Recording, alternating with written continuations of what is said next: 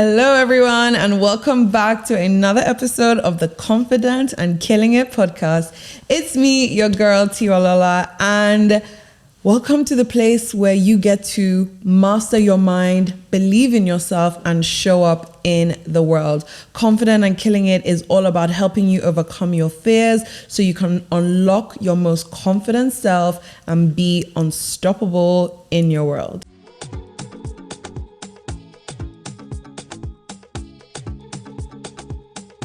It's March, and so happy Women's History Month. And the theme for International Women's Day this year is Inspire Inclusion. And that's all about encouraging society to, as always, include women in the decision making, in spaces, and to show people how powerful it is when you have a woman on your team, how powerful of an asset a woman can contribute to places and spaces and organizations. And in the last 40 years, we have made a lot of history. There are hundreds of thousands of more women entering the STEM industry, for example, and, working in spaces that typically women have not been represented.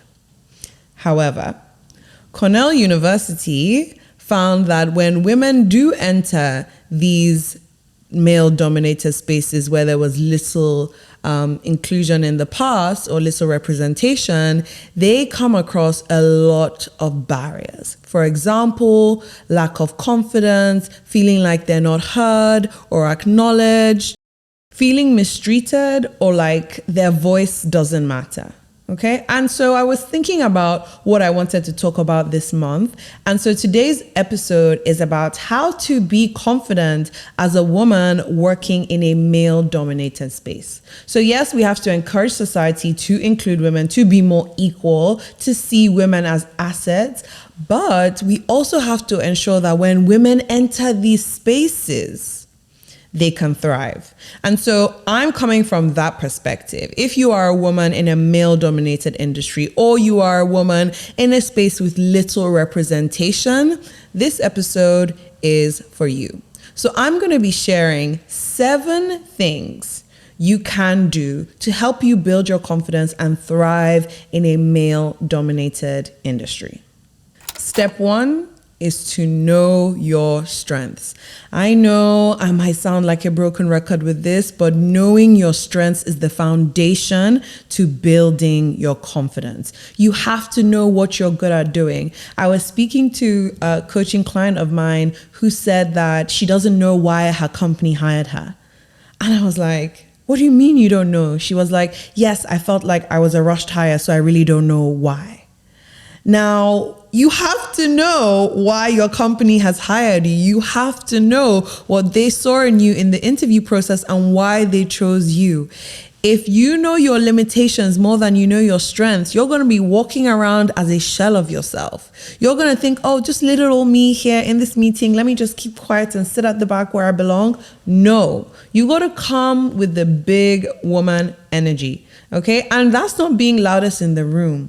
It's a security in self that you know you have something to offer. And this is not knowing all the answers, having all the answers, being the smartest person. Again, it's about knowing that you have something special to bring. You have skills, you have talents, and you have strengths. And it's important for you to know these things. So how do you begin to know your strengths? Think about a time you've been proud of yourself. What did you do in those moments? Okay. What strengths did you demonstrate? Think about positive feedback your colleagues have given you or your manager has given you. Well, how do people compliment you and give you feedback? Write those things down. You have to have a strong sense of self-awareness, because when you are in those rooms and you're the only one, you're the only woman, you're the only Black person, it can be really intimidating, thinking, oh, maybe I don't belong here. But the truth is you do, and you need to constantly remind yourself of that.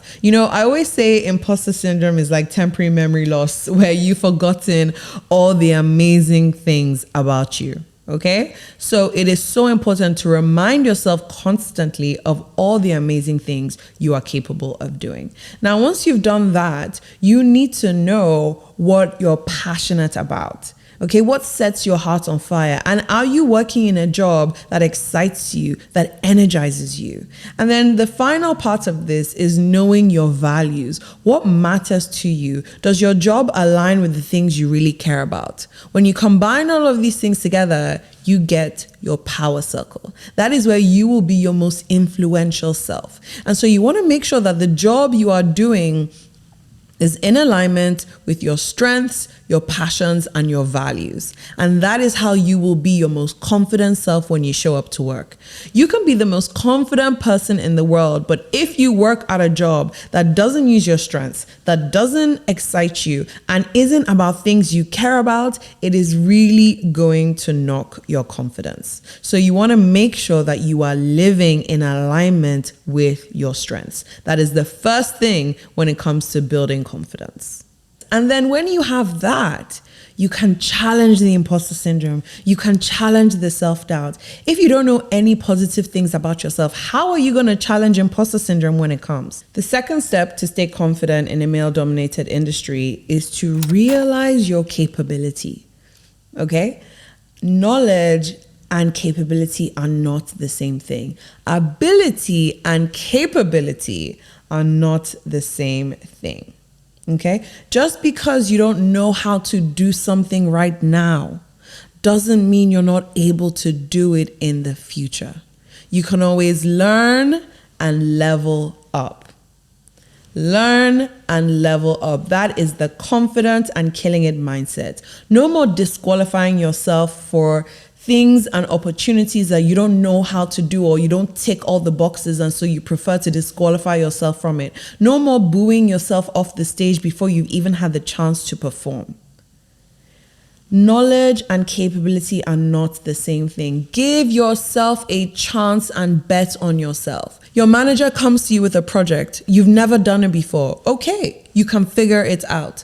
You get asked a question in a meeting. You don't have the answer right now. You can figure it out. Do not underestimate your ability to figure things out. In the age of ChatGPT, there is no reason whatsoever that you should be disqualifying yourself because you don't know enough. Information is out there. You are always capable. You can learn, you can practice, and you can become better. Think of something you did for the very first time, whether it was learning how to drive or learning how to swim, or even with your public speaking. Everyone has to suck in the beginning. It's new. You've never done it before. You're meant to be bad at it. Not everyone is born a complete natural at things, and it's very rare that that's the case. So be kind to yourself and give yourself a chance to perform. A lot of the times we go into the future and we think of the worst possible outcome. What if I fail? What if I mess up? What if it doesn't work out for me? Trust your future self. You have to learn to trust your future self. When I quit my full-time job to become an entrepreneur, I didn't know how to become an entrepreneur. I had never done it before, but I trusted that my future self will know exactly what she needs to make it work. Okay? The Tiwa now is not the Tiwa of 4 or 5 years ago. I am a new person. And as I journey through life, as you journey through life, you grow and you evolve. So it's so important to realize that you are capable of so much greatness, so much potential, but you'll never know until you give it a try. So you've got to be willing to bet on yourself, even in situations that you cannot control, where you do not know what the outcome is going to be like. Trust that you will have what it takes to figure it out. This is the mindset of how to stay confident in these areas. Because guess what? A man is going to tell you he can do it. For a fact, even if he can't, he's going to say yes and then figure it out later. And that is what you need to do. Say yes and figure it out later. Even if it becomes a much bigger challenge than you anticipated, you can always ask for help as you go along. But say yes and then figure it out later. That is how you thrive. That is how you begin to practice your confidence, because confidence is an in-depth belief in yourself and your abilities that you have what it takes to take action on your dreams and your goals. So it is so important that you acknowledge that you are capable of anything you put your mind to and start to take steps towards that. My third point is to understand the power of your voice. There is a difference between being assertive, passive, and aggressive. When you are an assertive person, you communicate, you speak your mind, you share your thoughts, and you do it in a way that allows you to communicate well and for the other person to receive what you are saying.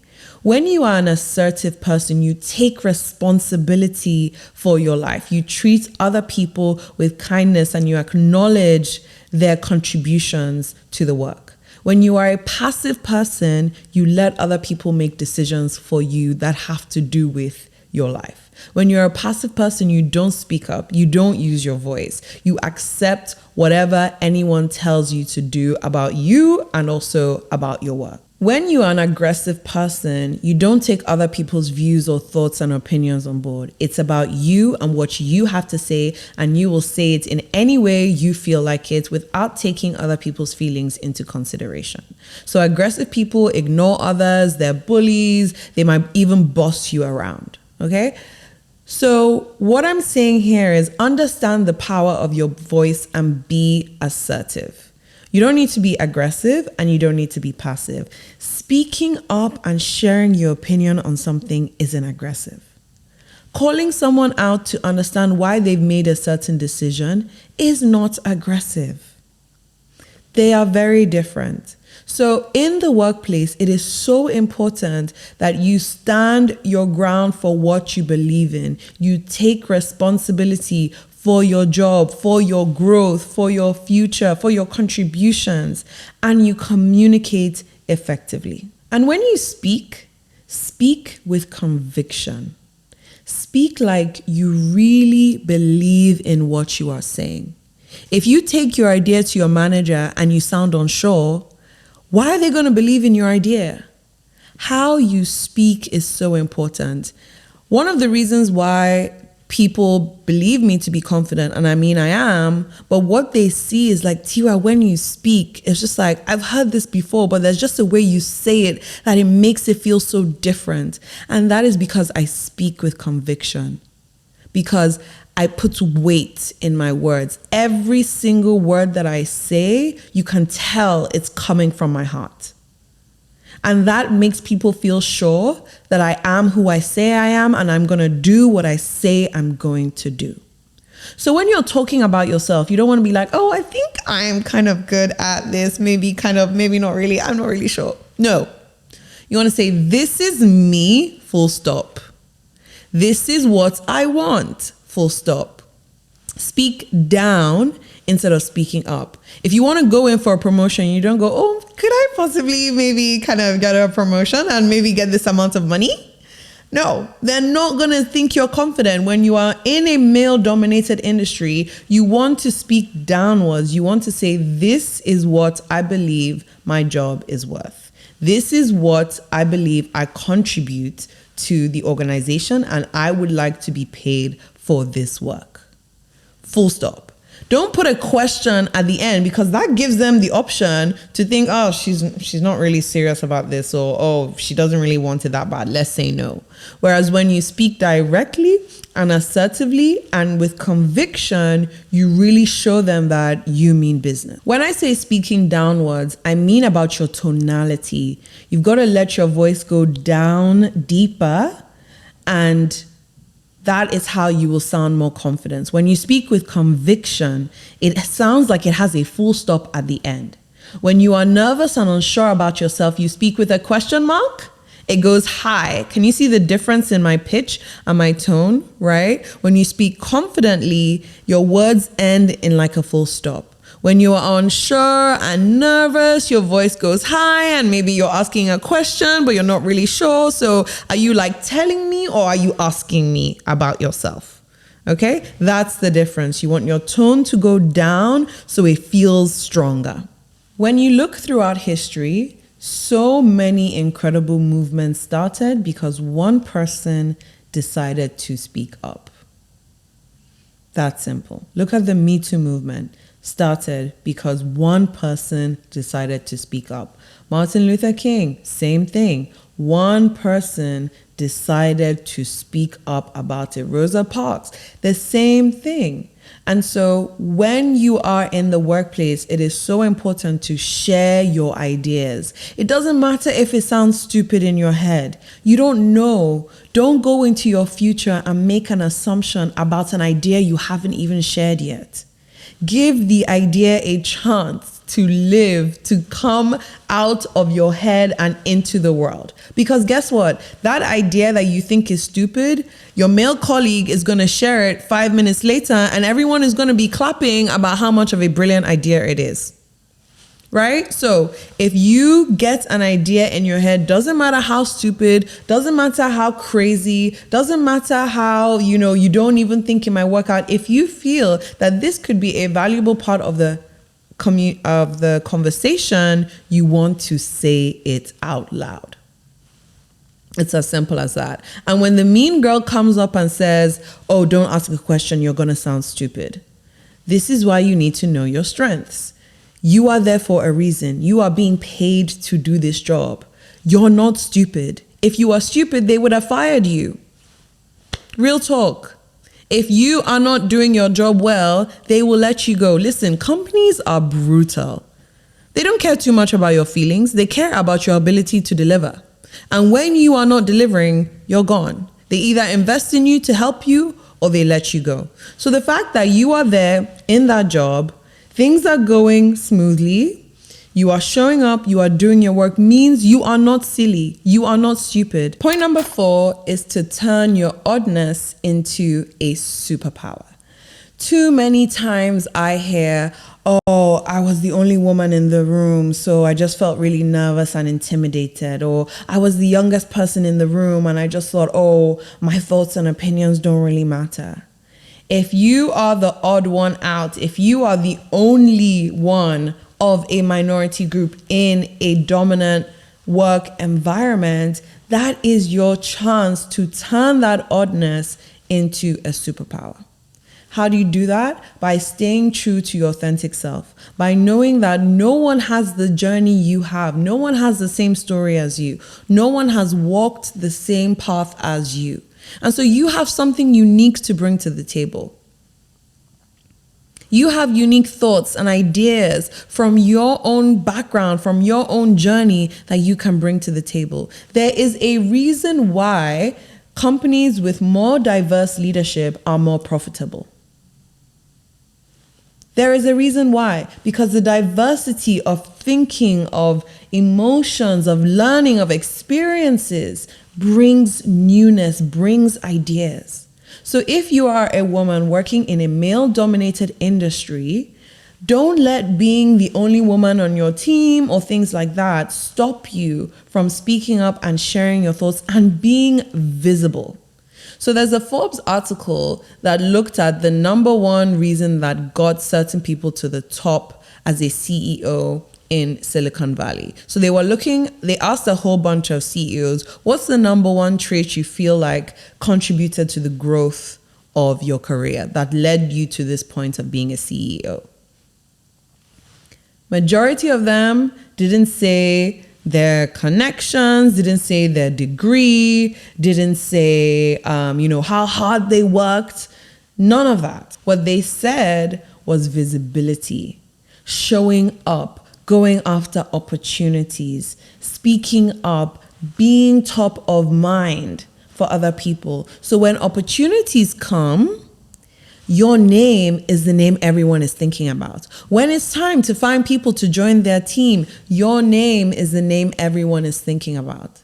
So how can you become more visible in the workplace? You have to start to build your personal brand. You have to be known for something. You want to be seen as an expert in your field. So when you have a win or an accomplishment, you want to share that. You want to talk about your wins. Your work will not speak for you alone. You also have to speak for your work.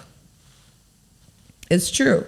We're often told, oh, just put your head down, let your work do the talking. Yes, you have to work hard, but you also have to speak for your work. In this day and age that is so noisy and so competitive, you constantly have to show up and remind people what you have to offer. That is how you begin to get opportunities to advance your career. That is how you begin to have networks of people that can support your career. So when you are in a male-dominated industry, it's so easy to just hide. It's so easy to just say, oh, there's only one of me. Let me just take a step back. In fact, that is when you need to show up the most. That is when you need to be visible and go after the opportunities that you want. Point number 5, when you're building your confidence, is to get comfortable with uncomfortable situations and conversations. You have to learn how to handle conflict because you're going to be in environments where not everyone is going to see your worth, where not everyone is going to respect you the way you want to be respected. Okay? It's the game. It's the way it is run. Yes, as a society, we are doing work to educate people on how to be more inclusive. But until we get there, be prepared to be in uncomfortable situations, especially if you are a woman working in a male-dominated industry. When it comes to handling conflict and being in difficult conversations, you want to start off by ensuring you address the conversation, okay? If something happens to you in a meeting, maybe you've experienced a microaggression, don't let it slide. You've got to bring it up because it's going to eat away at you. Bring it up and have the conversation with that person, okay? That's the first step. The second step is to use I statements. I felt like this when this was said. This is what I heard when you said this. When you do that, you be assertive and you show them this is how I felt. And then you give them the opportunity to respond. But if you go pointing fingers at them, it will immediately cause tension in the conversation. The next step is always go with a solution in mind. Okay? So you want to be able to suggest ways that the conversation can move forward. You never want to be just seen as the person who's always calling things out or always complaining about something or the other. If your manager has implemented a new way of doing things that you feel doesn't quite work for you, you have the right to speak up about it and come with a solution on how you can get similar or same results, but just in a different way. And after you do this, you always want to go back and check in with people to just make sure that everything was understood and heard so you're all on the same page. But at the end of the day, if you don't get comfortable with those difficult conversations, you're going to let people walk all over. You're going to let people walk all over you, and we don't want that. The next thing in this area is to not internalize those microaggressions as something being wrong with you. So important. Don't internalize negative situations as something being wrong with you. If somebody treats you badly, that's not you. That's on them. Hurt people hurt people. I'm sure you've heard that phrase before. If somebody is ignorant, if somebody treats you in a certain way that is not acceptable, that is not a reflection of your worth. That is a reflection of them and their emotions and their lack of knowledge and their lack of respect.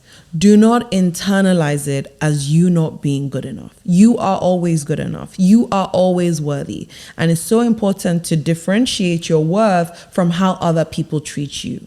Not everyone is going to see your light, and not everyone is going to want to appreciate your light. So it's very important that you stand strong in that and stay confident. A Harvard Business Review study showed that when we speak up and share our views, even though those views might be different, it ignites our ability to be more confident and stand out at work. Now, when you do speak up and share some ideas that might be different, you might experience backlash, but that is just part of the process. Not everyone is going to agree with you. Not everyone is going to see how good your ideas might be. Okay, so it's very important that you know that it's not going to be a smooth ride, but at least you spoke up. And that is what is most important. If you find yourself in a situation where you are constantly speaking up and sharing your ideas and you're continuously being ignored, then that's a different conversation. Then maybe that organization isn't right for you, and you can go and find another company that will embrace your ideas and your contributions. But it is so important to make sure that wherever you are right now, you are speaking up and you are showing yourself that you have what it takes to be confident and stand out. Point number 6, and probably my favorite one, is you have to continuously invest in yourself. Coaching, trainings, reading books, listening to podcasts. You cannot succeed on vibes. Okay, especially in male-dominated industries. You have to make sure you are continuously upskilling yourself. And this isn't even for male-dominated industry. This is for everyone. If you want to thrive in all areas of your life, you have to continuously invest in yourself and gain more knowledge, improve your expertise, and practice your skills. That is a big part. Growth is intentional. Growth doesn't come with age. I have coached women in their 50s who still have confidence issues. I have coached women in their 20s who have confidence issues. Growth is not about age. Growth is about intentionality. So as you're setting goals for what you want to achieve, you also want to set goals for who you want to become.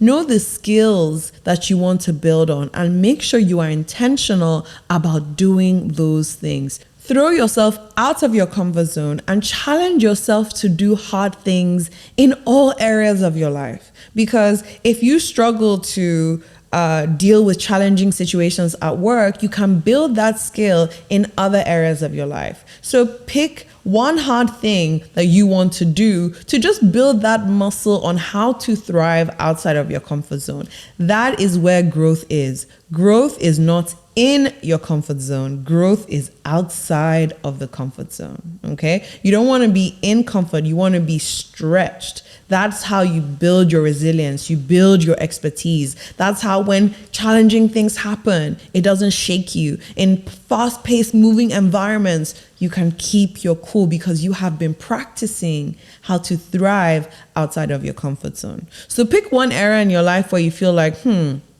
I could probably challenge myself in this area. I could maybe do something that I don't really like. It's kind of hard, but I'm going to show myself that I can do hard things. Life is hard, but we can do hard things. And the last point of how to thrive and be confident in a male-dominated industry is to build your network. Even if there might not be a lot of women within your organization, I'm sure there are women within your industry that you can still connect with that will have the same shared experience as you. It is so important to connect with people on the same journey as you because it shows you are not alone in what you are going through. A lot of the times when you're the only one, it can feel isolating. It can feel lonely. You might feel like no one can relate to your struggles. Finding a peer group that is a support network can really help you stay the path and not give up when you feel like it. Role models are also very important. As they say, you need to see it to believe it. That's why representation is so important. And so make sure that if you are in certain areas where you can't really see women like you being successful, you have to seek it out. Go online. A role model doesn't always have to be someone in close proximity. Oh God. Your role model doesn't always have to be someone in close proximity. It can be someone online that you look up to, all right? For example, for me, Bosma St. John is a role model. I haven't met her. She doesn't know me personally, but seeing her journey, seeing her story of how she has gone into these male-dominated industry and being her true, authentic self. And when she walks into the room, trust me, you know she's there. That to me is inspiring. And I can go, wow, if she can do it, I can do it too. So make sure you are opening your mind to role models, to women who you can be inspired by. And then my final point on building your network is to get sponsors. Now, this is the one that people have only just started talking about recently, but you've got to find a sponsor. Now, a sponsor isn't a mentor. A sponsor is someone who is ahead of you and they are uniquely positioned to mention your name in rooms where you don't have access to. A sponsor is going to be thinking about opportunities to bring you along. Mentors give you advice, they may help you, but a sponsor is someone within your organization who is constantly looking out for you to give you opportunities. Someone who's going to say positive things whenever your name is brought up. That is a sponsor, and you need to make sure that you get one. And if your organization doesn't have that kind of formal setup of everyone gets a sponsor, you have to build those networks. Look for someone in the leadership team that you feel you can build a bond and connection to. That is a good example of somebody who can be a sponsor to you. So let's recap on the 7 things you can do to build your confidence if you're a woman in a male-dominated industry. First things first, know your strengths. Know the positive and good things about you. So when you walk into that room, you walk in like, hey, I have arrived, and not little old me. Okay? Second thing is you want to believe in your capabilities. Know that even if you don't have the answer right now, you can figure it out as you go along. Number 3, understand the power of your voice. Don't let the mean girl in your head lie to you and tell you that your opinions don't matter or you're going to say something stupid. Challenge it and say it anyways. Number 4, turn your oddness into a superpower. Don't let being the only one disqualify you and make you feel small. Take your uniqueness and bring it to the forefront. That is going to help you stand out. Number 5, get comfortable with uncomfortable situations. You have to learn to be assertive and stand up for yourself. Number 6, invest in your growth. Invest in building your mindset, in getting the mindset you need to succeed.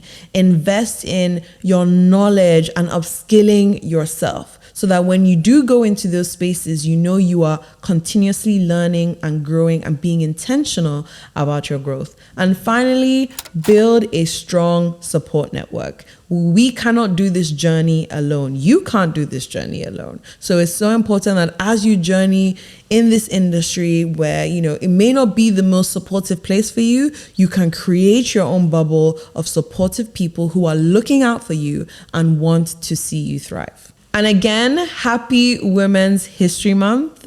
To all my female listeners listening to this, I want you to know that you are worthy. You deserve great things. You deserve to live the life of your dreams. You deserve to show up and speak up with confidence.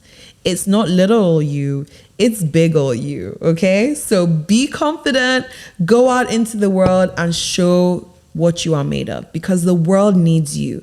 The world needs your ideas. The world needs your contributions. The world needs your voice.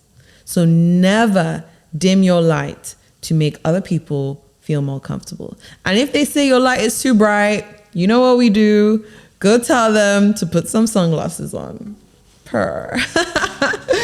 Okay, thank you all so much for listening. If you loved this episode, please share it with a woman in your life who can benefit from this. Thank you all so much for listening. Love you all. And until next time, stay confident and killing it.